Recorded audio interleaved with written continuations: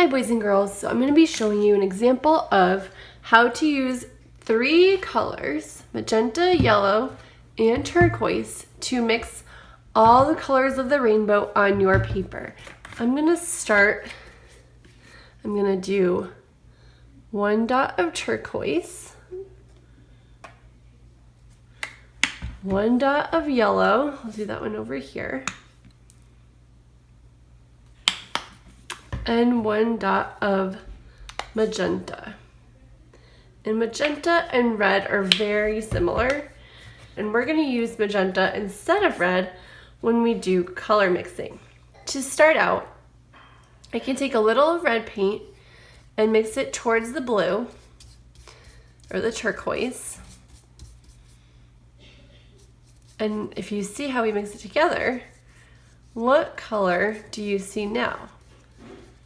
It looks like purple, right? And if I spread it out, you can see different variations of purple. It gets a little bit lighter when it gets spread over the paper.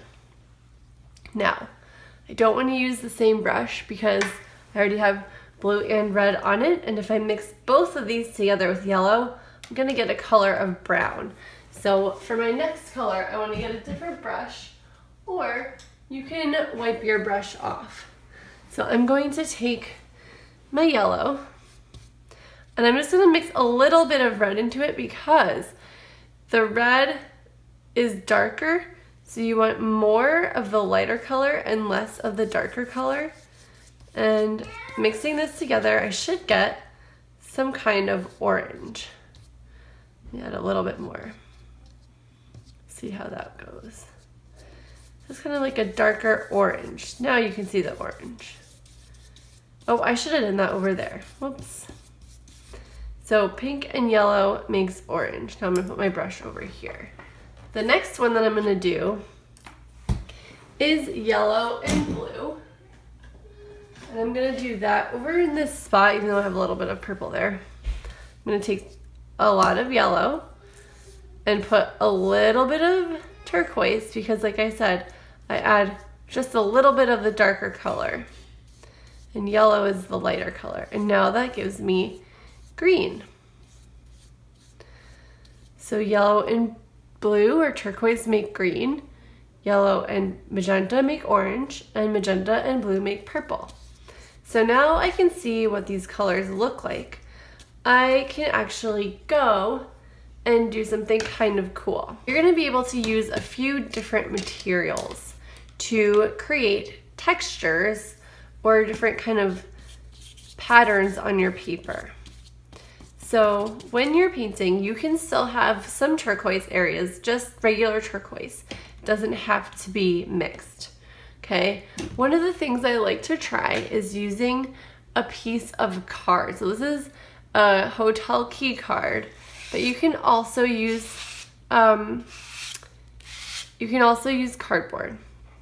Okay, now I'm going to mix together some of the blues and the purples, the yellow and the blues down here. That's going to make my greens. And look how cool this is coming out. Now I can't see too much of my yellow and my orange, so I don't want this to be too much paint left on here. I actually want to take some off with the card. So I'm going to keep scraping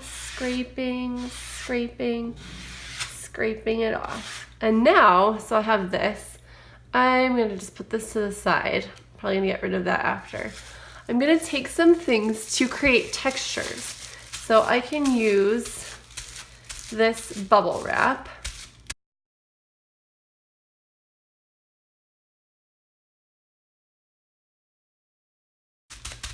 So I might switch to something else, like I have this pom-pom. So maybe I'll use the yellow, and maybe I'll make some pom-pom dots. And if I want, I can mix some of it in with my bubbles with the pink, and it looks a little bit orange, right? Now, I might want to make some green and blue. I'm going to put some yellow over here.